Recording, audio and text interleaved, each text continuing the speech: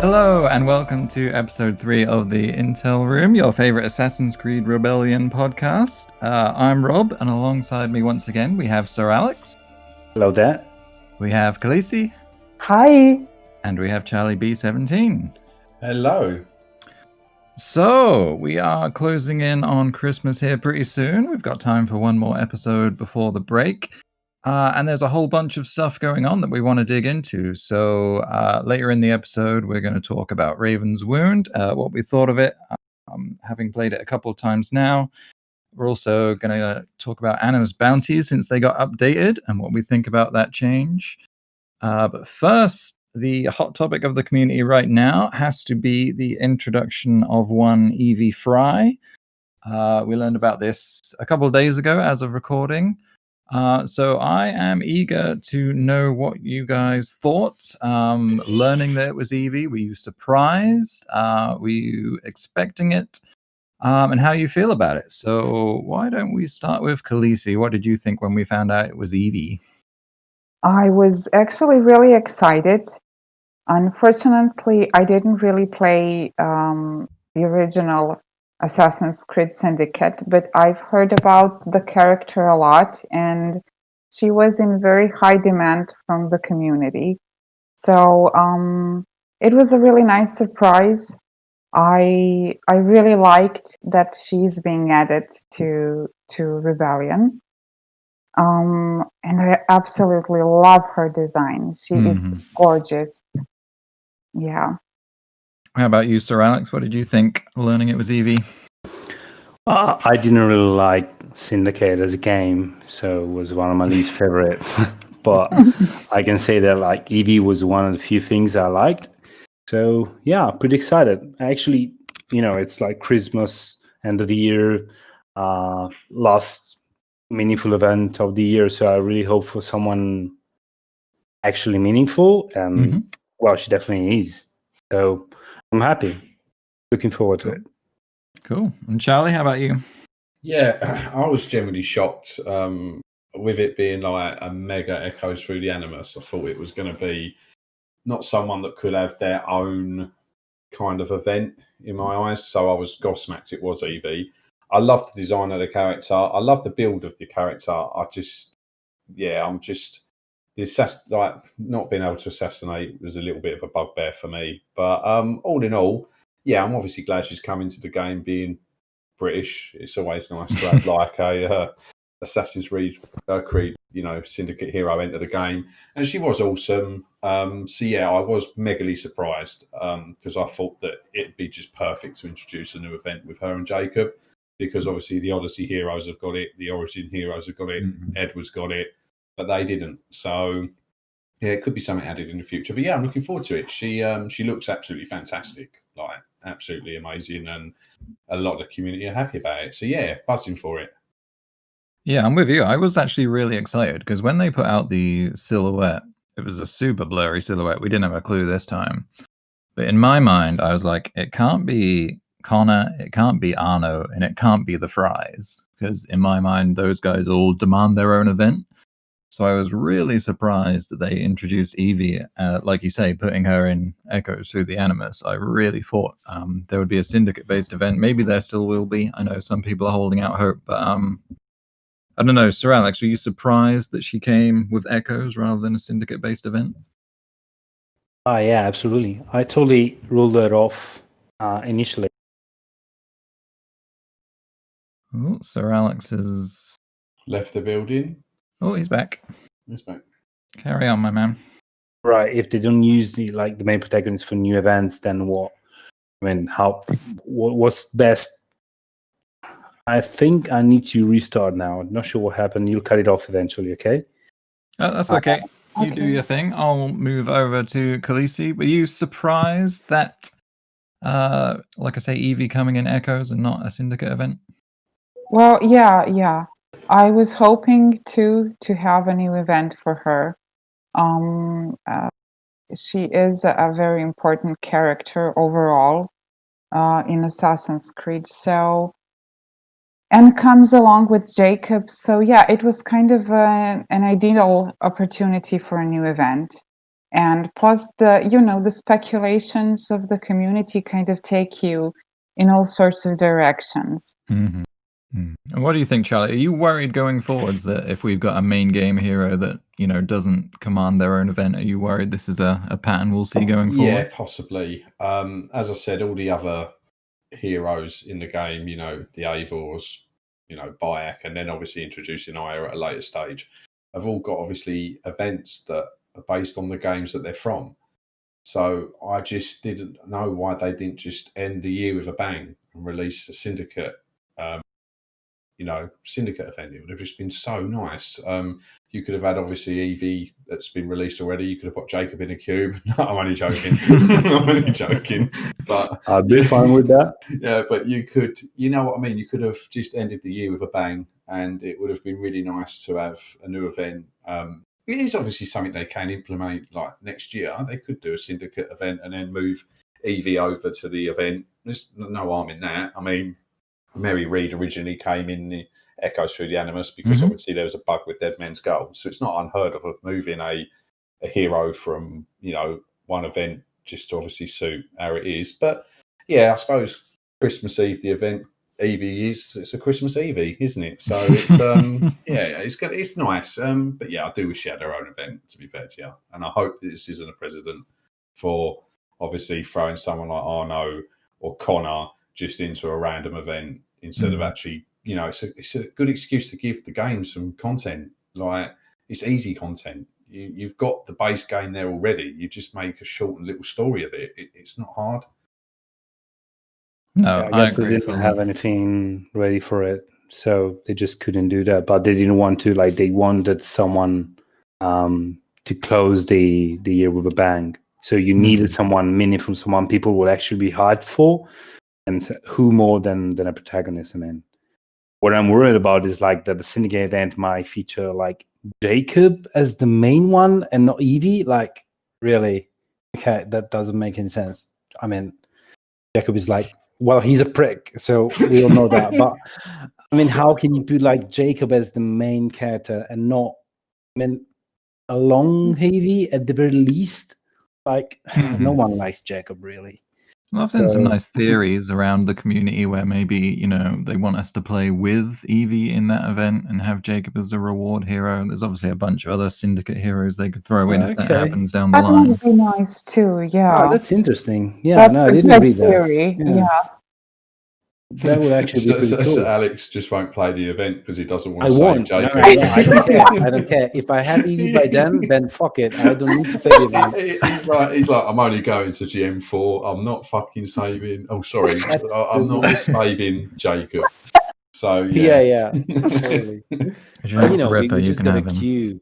We got we got a hero with dual protagonists, male and female. So you kind of think that if they ever wanted to go for a cube again or a dual protagonist event again, then Syndicate was the obvious one. Even more than Hano and Delise or whatever. So I don't know, quite an odd choice. But on the other hand, I'm glad we get someone that we all recognize, we all know, and we all look forward to, compared to Latakas or whatever it's called. Yeah, for sure. Yeah, I think if you'd have polled the community, Evie would definitely have been, number 1 or number 2 on that list. And then we got the skill set as well, revealed yesterday, and it looks like a pretty nice toolkit. For those that haven't seen it yet, she will be rolling with Stealth Master, Free Running Expert, Lock Picking Adept, Throwing Knives, and a brand new skill called Spike Assist, which is throwing a handful of spikes at enemies in a line, weakening them and causing them to bleed, which is the 2-charge ability. So what do we think of the toolkit? Khaleesi, are you excited by this loadout? Yes, I am. I know that Charlie is going to love the 2 charges on the Spike Assist. That's awful. Well, it's an interesting combination of skills. I like that. I think she's going to be very useful. And it's going to be fun playing with her. So I'm very, very Curious to see the new skill, handful of spikes. So that's going to be fun to see as an animation. Were you getting Aya vibes from Evie? Yeah, a lot. I mean, there are things that they share. They both have the highest dexterity stat in the game. Both have what 460 dexterity. Yeah, a lot of Aya vibes, and I like Aya as a hero too, also. So I think it's going to be interesting. She's going to be a hammer wielder. This is not something that's very well taken in the community, from what I can see. I wonder why. Well, I can understand, but actually, I do like. I'm not going to say I like hammer wielders overall, but I don't think it's a bad addition. That makes her also a good fighter. So I really would like to see what it looks like in missions. Yeah. It's interesting how the hammer has become this kind of we don't have a category for you weapon kind of So category. just a hammer. Yeah. Yeah, they obviously base it on the animation and they like the way it looks, and they're kind of basing her cane sword, the obsidian lion, on, you know, the fact that she's bonking people over the head with the blunt end rather Yeah. than stabbing people with the sharp end. That Then, sounds so bad. Avor's got a hammer, which really looks like an axe, but yeah, we won't go there. Yeah, I guess the Ava one's slightly different because, you It know, even says axe in the swinging an description. axe is like swinging a hammer. But obviously, with a cane sword, you would think they would just slot it in the sword category. But Don't worry, Malik's going to get his new tier 5 hammer soon. Don't worry about it. Oh, come on. hammers for everybody. What do you think about the combat, Charlie? Obviously, she's got throwing knives and she's got this spike assist. Do you think that's something that's just going to be there to bail her out if she accidentally falls into a fight or two? Possibly. I'm a big throwing knife fan. I love the ability because of just the guaranteed initiative. It's so good. I really do enjoy it. She needs to be a little bit more robust than Aya. You know, the wind blows Aya down. She's just cannot take a hit. So this hero is going to need to obviously, even though they've got light armor, their defense or at least dodge is going to have to compensate for them, obviously, her taking hits. I'm a little disappointed. I mean, this build for me, when like my community were asking me to design a hero, this is what I designed, them abilities, but not with Evie. Evie should have an assassination perk, I think, instead of the lockpicking, considering she's meant to be this deadly like Charmeleon who could blend into everything and take people out in a heartbeat. You know, not being one of the main series, you know, heroes that can't assassinate. I mean, I know Alexis can't, but he's a Spartan. But Cassandra's got some form of lethality or assassination ability. Ezio can, Kenway can, Bayek can. He can even fail it and kill him if you get a crit. So every main series hero in the game, more or less, can assassinate. So I was a little shocked that they didn't give her that ability. I know someone who was very upset with that, very upset. But all in all, she looks like she could be, depending on ability, depending on how well she can take a hit, she could be as useful as Lupo, I think. I think it's going to take a lot to knock Lupo off of that perch, in my eyes, because his damage is good, his defense is now good, his dexterity is good. There's just a lot about him that is good. And as Khaleesi mentioned, I'm not a fan about these charges.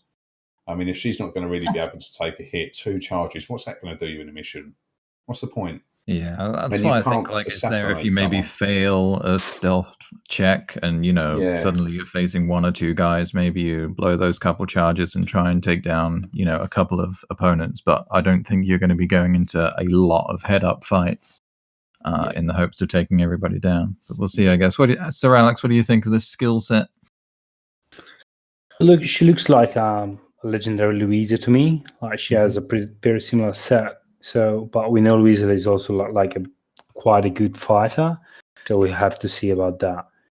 The stats for like dexterity seem pretty high, and So she could be good. I was surprised she didn't get the assassination, honestly. But I think she could be actually pretty good. And it's I like lockpick. And if I usually prefer like disarm over lockpick, or both of them. I mean, like Lupo. But if the agility is high enough, then she can just jump the traps, and you don't need to disarm. And so yeah, we'll see. I'm not a fan of the hammer, to be honest, because it's like Evie's very elegant to me. He's very classy. She's like, British, whatever. So she's very, and then you see her with a hammer until you max her out and craft the T5 weapon. I know it's a temporary thing. It just doesn't look so good to me. So yeah, I hope to max her out soon-ish so I can equip her with her own weapon. And yeah, but looking forward to it. So sounds like a solid one. And I also don't like 2 charges. I'd rather get something that like recharges in forever, like Bayek. Whoever uses like that second ability, no one ever does because it's just doesn't charge. Everyone is dead. But still, it's there if you need. So I'd rather get something with a very high recharge time rather than just twice in mission. No, for sure. No, I'm excited for Evie. I'm definitely excited for Evie. It's a nice skill set. Like you guys say, she looks fantastic. I would have liked a syndicate event for her, but I'm not going to hold that against her when she rolls around. But speaking of new events, last time we spoke, Raven's Wound had just landed, and we were having our first playthrough as we were recording. We've since had a second event of Raven's Wound, and in fact, there's another one right around the corner. So I thought I would take the opportunity to get your guys' thoughts on what you thought on the event.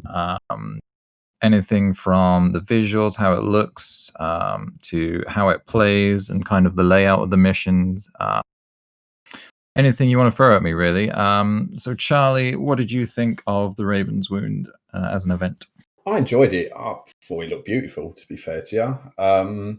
Hero lineup for me is not the best. Alex, if you didn't have Alexis in that, you're going to have a very... I know I'm talking ACR Alexius, not... All right. Go on. Okay, you're allowed to go on. Nobody can deny what a beast he was getting through GM5. True. Like, you stun the first person, the other one comes running over, they're dead with a Spartan kick. I would have probably liked to have traded out possibly Darius for Lupo and then Musa for Luciano. I think that probably would have made a bit more of a balance to it. Because Malik hasn't got a T5 weapon, and it was nice to see him in an event, but when you're trying to run Grandmasters, he's not really going to help you out. You know what I mean? It's too... He just doesn't have the damage output. But in all, it looked beautiful. It really did look beautiful. The Easter eggs with the cats was quite a nice little touch. I enjoyed that. It's always nice when they put something like that in the game. And a little twist to the storyline at the end. I did not expect us to get done over because Eivor couldn't finish her dinner. And yeah, it looks like it's paving the way. They did tease that there is obviously going to be more Valhalla content. So it looks like that story could drag on. But all in all, I thought it was a great event. Really, really enjoyed it. I just would have liked to have tweaked the heroes a little bit more. Sure. What about you, SirAlex? Did you enjoy the Raven's Wound? Yeah, I think it looked great, to be honest. Probably the best looking event so far. I really like the visuals because I like that type of landscapes.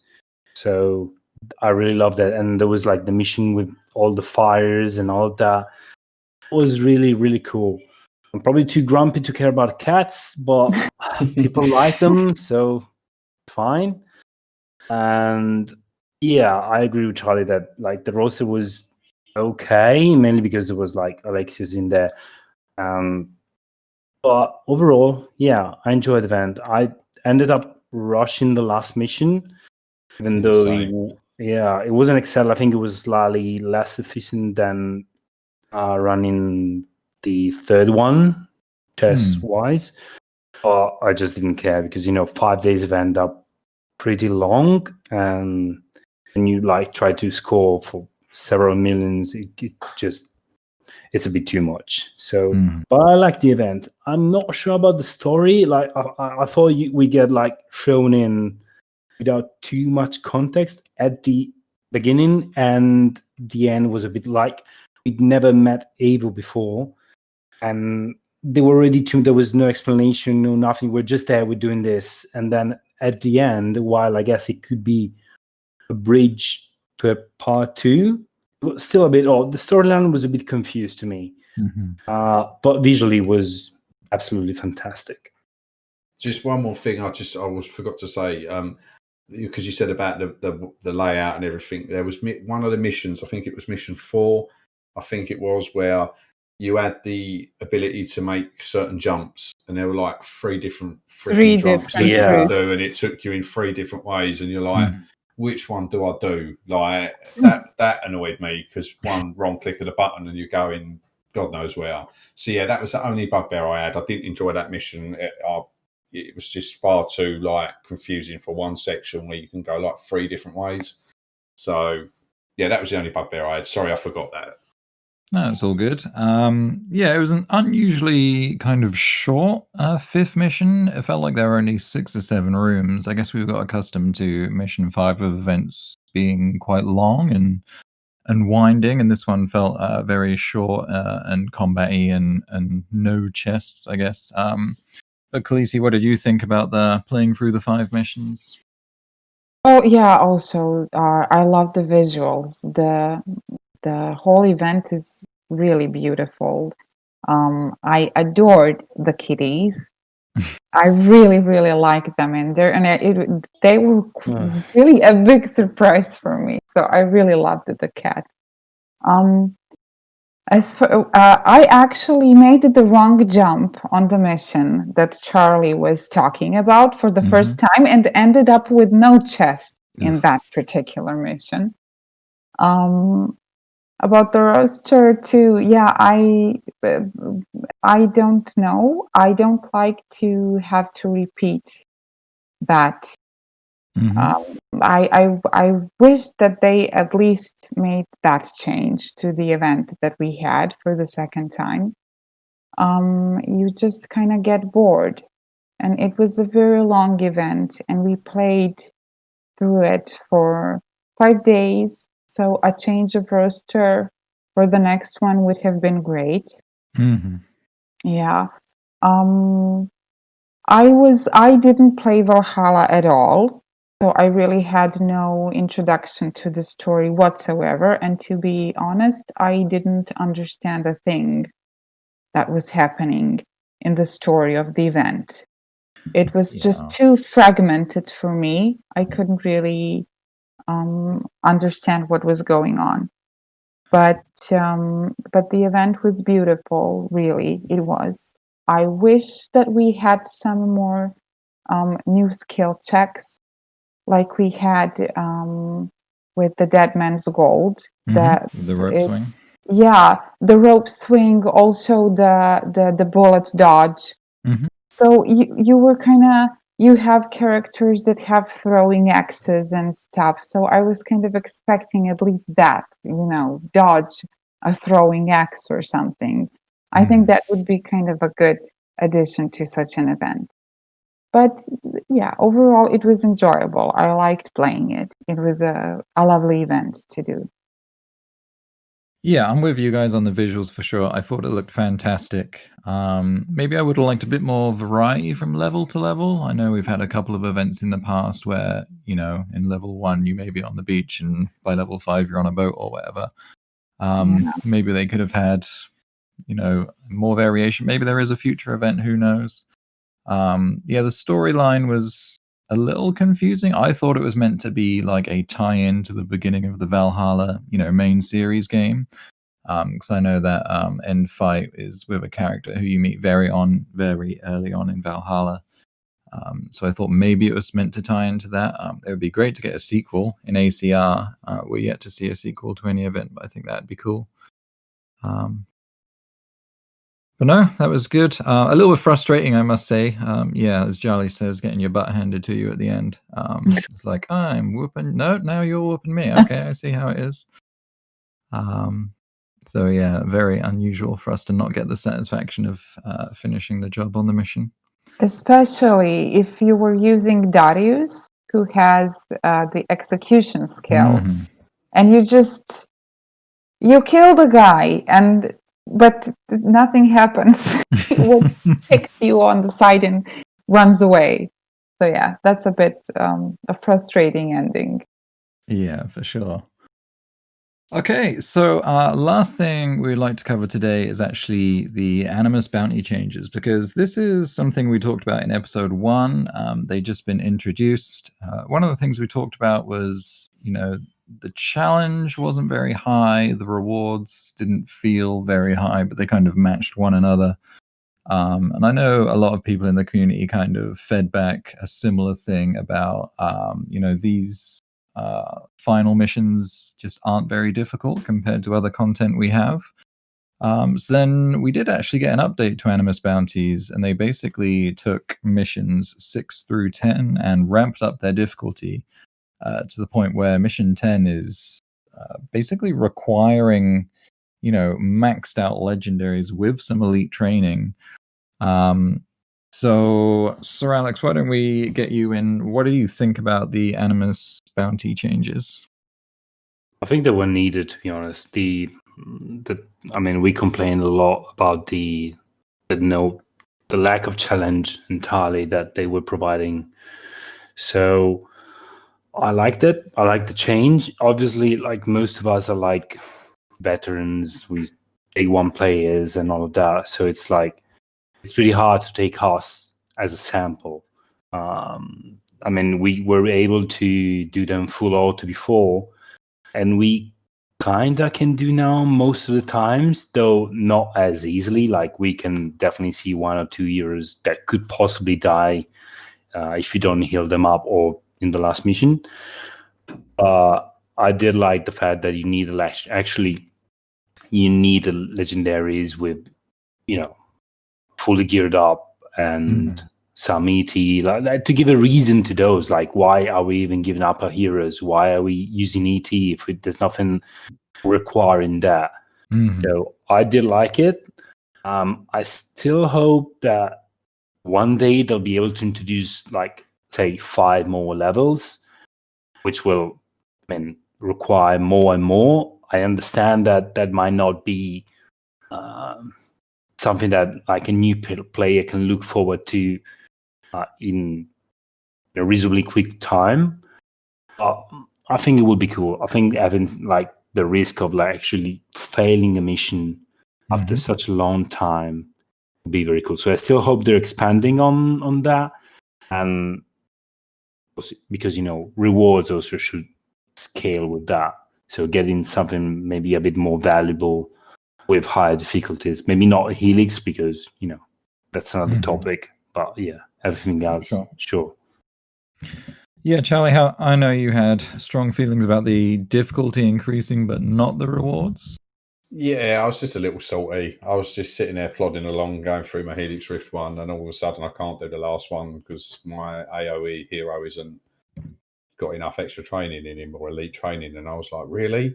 I was like, I've been level 50 for ages. Like, I was just like, oh, whatever. So I just didn't play it. Yeah, obviously, I think possibly I've got a ET Rodrigo, or at least GLMO, however you pronounce his name, to get there. And they did increase the rewards. That's just, I'm all up for making a challenge, but you've just made content harder for me to do and take up more of my time, and you're not giving me anything extra for it. I was like, that was a bit stupid.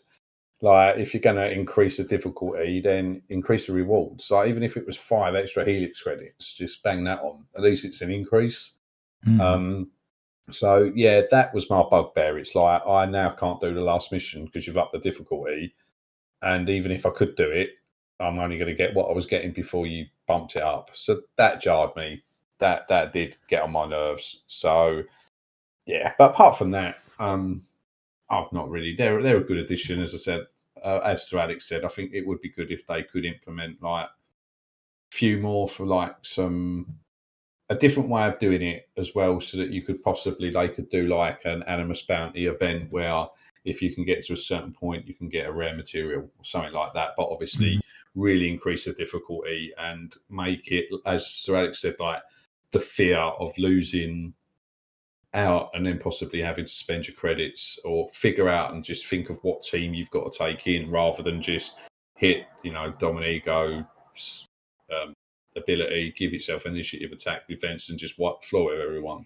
So, yeah, that would be nice. Yeah, I think if they did something like that, it'd be really nice for the community, because the only time you're really worried about losing a hero in any game is just basically for echoes through the Animus, when you've got like Alma Lim and God knows who else as the last one on GM5. Like, that's probably the hardest mission I find in the game, just purely because of the heroes. So it'd be nice if they adapted that and just made it like, right, take these heroes in, you've got to figure out how you're going to get through this. And if you do, there's a nice reward for you. Yeah, I'd like to see more variety for sure. Even if they rotated, which bounty was tied to which, set of missions and class requirements. So at the moment, you log in on a Saturday and you need your AoE hero and your tank to go through the Helix bounty. But maybe why not the next week change it so, the double free runner is the Helix one, or, the disarm and heal, or at least rotate those. But Khaleesi, what did you think of this update? Were you happy to see it? I was happy that we are getting some change in the difficulties, but here's what I think happened. So I was also like going through these bounties and realized like, oh, wow, I can't use Rodrigo on the number 10. And I was like, what? The guy does not need that ET, but okay, I did it so I can run the Helix bounties. To be honest, at level 50, that's the only bounties that I care about. I do only the Helix bounties. But with adding this elite training to Rodrigo, he goes through that 10th bounty mission without a scratch. So yeah, the difficulty has been raised. The power requirements have been raised. But for a level 50 player that at this time has over, 7 million coins, which is what I have right now, that doesn't do anything, really. It doesn't do anything. I still go through the 10th mission using Bayek, Rodrigo, and Jean, sometimes Domingo. They do swapsies depending on my mood. I do get sometimes close to Jean dying because Auto really likes to use him for jumps, and the guy is not made for those jumps. But I think he can't even jump the rope without hurting himself. I think the funniest thing of all that, when he goes to jump on the chandelier, there is a mission where he has to jump on one chandelier and then on the other to jump over the enemy, and he just like falls flat in front of the enemy. Have you seen the armor? He must be heavy as fuck. I mean, yes, he of is course, like we do a hole in the ground. I mean, the chandelier would fall out the ceiling. Yeah, that's one of my favorite animations in the game at this moment. But him falling. Yeah, it's really hilarious. Himself. I love Okay, all right. Anyway, with all that stuff the poor Jean goes through, he still goes through the mission. He does lose health and it gets really close to the red part of the health bar, but he survives. So yeah, so for me, not much has actually changed. He doesn't even really need to survive either, does he? Just as long as you complete the mission, it's done. You can have only one of them left alive, and you would still get your prize at the end. So I don't know. I wish that we had something that really requires us to think this through and do some more strategy thinking on this. So, and of course, a bigger prize for that. So an additional mission or 2. It doesn't have to be 5 more, but another mission for veteran players that really requires engagement with a bigger prize. I think would be a What really would you good do with the addition Helix to one, the though? bounties.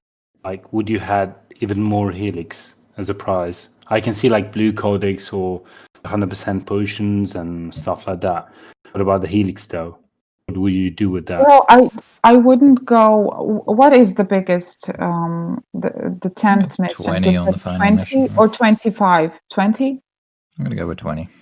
It's 20. So yeah. So even if it's another mission for like 20 helix, that's a lot, and that's okay. Or 25. It doesn't have to be a big bump in increase of the price, but just make it worth the effort, I guess. Eivor will happily take all of your Helix, don't worry. I know. He is bad Eivor. But I will say, I like the scaling. I think it encourages newer players. Because I think once you jump into the game, within a couple of weeks, you can probably knock off two or three of those missions, no problem. Once you get to the point, maybe you're in region 4 and you're farming epics, you can probably get into the 5, 6, 7 range. And before, even if you've been playing the game 3 or 4 months, I think you could probably complete all 10 missions, and it wasn't really pushing you to, really advance your best characters. I think this does a better job of that. I think if you're coming into the game and you've got, maybe a few 5-star epics, but you haven't got any 5-star legendaries, I think this is a good push for players to max out their rosters. Obviously, for players like us, I'm still hitting auto on that, but that is what it is. I think that. Oh, go ahead. Sorry, a side note on that. I do have a second account that is right now level 42. So far, I have been able to play it up to maybe 6 bounty missions. I did focus more on codex and also health potion missions for these. It's okay. I think the prices are still a bit too low. Like you get just a couple of one-page codexes for the first couple of missions. That really doesn't help you a lot. And when you are a brotherhood level of, I don't know, 30 through 35, 36, those few pages of codex really don't mean anything to you. They're useless. You don't even need those. So, and also you can't afford to train all those heroes that are necessary to go through those bounties. So I still do think these things need a bit of a rebalance in that part. Yeah, I hear that for sure. Yeah, some of those bounties, you look at them, like you say, especially the codex one and the potion ones, they just feel so unrewarding. Even if you're just sitting and you're hitting auto and it's no work, it's still just not worth the time to do it. But what I will say is I was very excited at the very fact that they took feedback on so quickly. Because obviously as a player base, we were like these very trivial for endgame players. And they ramped them up, within a few weeks to a point where it is challenging for endgame players, but having a better scale. So I think that's great to show that they're listening and, acting so quickly. So shout out to them for doing a good job of listening. Right. Yeah. But they've done it so quickly because we're asking for something to be harder. I'm pretty sure if we said, can you make them a little bit easier or can you bump up these rewards, they probably won't be as forthcoming as they were making something more difficult and not increasing the rewards. So, yeah, I'm a little bit skeptical about that. Obviously, I love the game and everything like that, but it's far easier to listen to a community saying, please make this harder. And they go, all right, we're going to make it harder and not do anything with the rewards. That's easy. But then if you're now saying, hang on a minute, I want a little bit extra here, like you've made it a bit more difficult. Oh, well, we'll see what we can do. We'll push it through to our devs team and they'll probably release a few more heroes with some hammers and then we'll get back to you. So it's like, it's just, that is fair, but I think that you have to remind that like veterans are most likely not main focus for like from a dev point of view. That's fair. Like there's many of us, but probably they want to focus more on new players. So when you say it's easier for sure to ramp up the difficulty, but you also know that you're cutting out some newish players from it. So you're just like doing something just for the veterans, kinda. So it is easy, but it's not. I wouldn't give that for granted anyway. And that's my point of view anyway. And I also think that regardless of everything, the response time for ACR has always been a huge issue. It always took way too long to do anything, easier or not, because we had to wait for approval, because we had to wait for the patch, because it's not easy to find, because we can't replicate it. So many things. So even the fact that, all right, they got the feedback, they decided it was worth changing something, and they just did it in like a couple of weeks or so. We had another example of that, right? When they had the Eivor cube in the store for 2,000 Helix. At the same time, they had the Luciano featured hero cube in the store for 2,000 featured hero tokens. And that weird bug where you went to purchase and you saw, the wrong currency on the button. And they fixed that within like 2 or 3 hours, which I thought was but cool. even the fact like they swapped the event at the end of the month, right? Yeah, and we're going to get Apollodorus at the end of this month, right? I can't even remember what they had previously scheduled there. I feel like it was something not very exciting. Obviously, the community fed back that, we haven't seen Apollodorus in forever. We haven't seen Mask of the Ibis in forever. And yeah, like SirAlex says, they've now put that in at the end of the month, which is fantastic. They are really responding to the community. So that's really, really great. These things are getting sped up so much, so it's really good. It's really good, like a really nice connection to the community, and that's really, really great. Yeah, it makes me hopeful for the new year for sure. Obviously, we want a lot of big things for this game, but to know that our voices are heard means a lot for sure. Cool, so that's everything I wanted to cover, unless you guys had anything you wanted to add to that. Oh, you're like that person at the end of a meeting where everybody wants to go and they're just waiting for the person to go. By the way. Shut up, man. I want to go. I'm hungry. I'm all good. I think this was a really good episode, actually. I think we covered some really good stuff, and there was a lot of various different points of views as well. So it's good little session, I think. Oh, cool. I can ask you something. Like, this is the last of the year too. Mm-hmm. What do you think? I mean, in a nutshell, because it's last question. So, what do you think of 2020 Rebellion?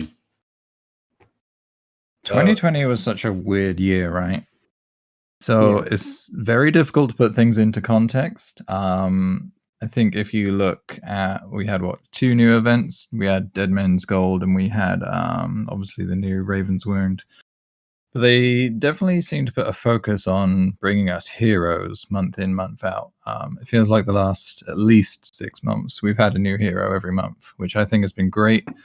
It feels like things are going in a really good direction. It feels like content is coming faster and they're responding to the community faster. So I'm definitely excited going forwards. Don't know about you guys. Yeah, considering like I started the game in 2019 and there was just nothing coming to the game at all. So I think we've had 11 new heroes now this year, I think. 2 new events. I think it's been a good year for the game. I don't know whether the pandemic helped it or even slightly hindered it. I don't know whether things could have been better if obviously, people had to isolate. People have obviously had lockdowns, things like this, and whether they've been able to obviously get through the content and develop it as quickly as they probably would have been able to if they were in the normal world. I don't know, but at the same time, probably a lot more people have picked this game up because, I'm in a lockdown, I need something to do, I'll look at this game. So I think it's prospered and possibly hindered it either or, but I think, from how year one was what I was playing at, to this year, I think it's chalk and cheese. I think they've done a very good job this year so far. Hopefully the Evie event goes without any massive bugs or hiccups. And hopefully we can look for I don't think Assassin's Creed stock is going to be as high as it is now for a while. and I hope they capitalise on it. I really do, and hopefully that 2021, will be a really, really good year for the game. All right, Khaleesi, last thought is yours.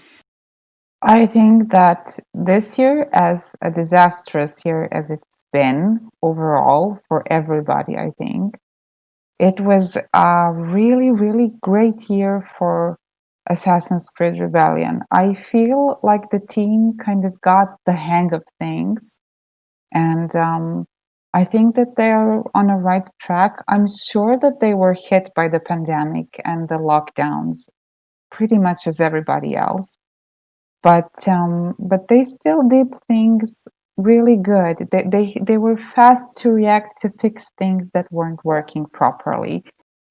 They were taking so many of our feedback seriously, and they were. I just feel that this year was really, really good compared to the last year. I did also join, I think, in April last year, and did really reach a wall where there was really nothing to do in the game. And this year has been very, very productive for the game and for the community. So I think that that it can be better. It can really go even better than this. Yeah, I think It was like a good 1 year year. ago, I thought that the game couldn't be live in spring. So because it was just, Region 5 was the highlight, and then it kind of went downhill from there.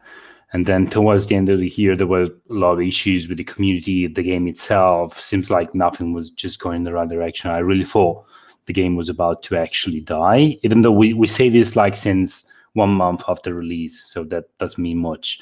But 1 year ago, I really thought it could actually be slowly dying.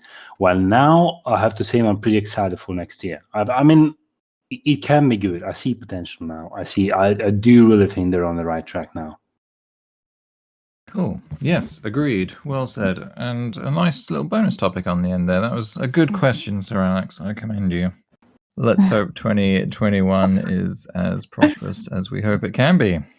So if you want to find us, we're all available on the Discord. In your game, you can hit your player name. There's a Discord icon in the bottom right, wedged between Facebook and Twitter. If you want to find Charlie B17, I suggest you go to YouTube and type exactly that in. Type anything Assassin's Creed Rebellion, you're going to find him, trust me. Other than that, I guess that's it from us. So to all our listeners, thank you for coming, and have a Merry Christmas and a great New Year. Yeah, Merry Christmas, everyone. Happy New Yeah, Year, Merry everyone. Christmas. Happy New Year.